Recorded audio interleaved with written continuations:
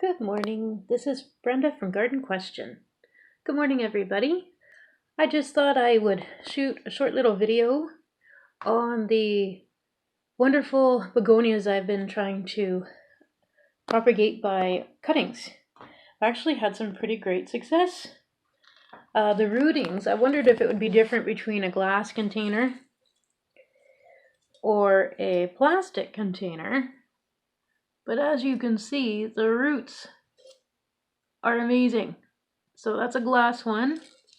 There's lots of roots in there versus a plastic one.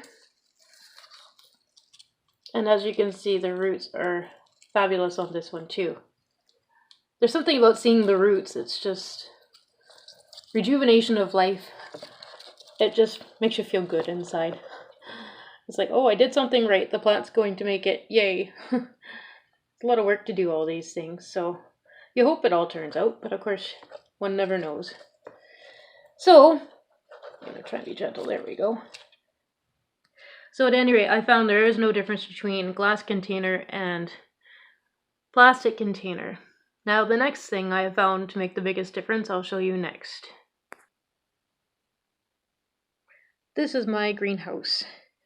It only houses a very small portion of my plants that I grow coming up very shortly, but I've already got, from my last video I just shot, from germinating our zinnia and petunia seeds.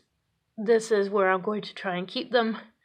I just did that video today, so I'm hoping that laying them here with some light going on, that's my question. Am I doing this right, or should I have them in a dark area? Or do you think the light will be okay? I think the light will be good for the petunia seeds. I'm not sure about the zinnia. I don't know if they need total darkness or if this is going to be okay. We will see, of course. Here's the other begonias. I took a lot of the cuttings off of those ones. And hopefully we'll all see what happens next. I'm sure everything will take its course and be what it is. If you could answer my questions below, I would love to hear your advice.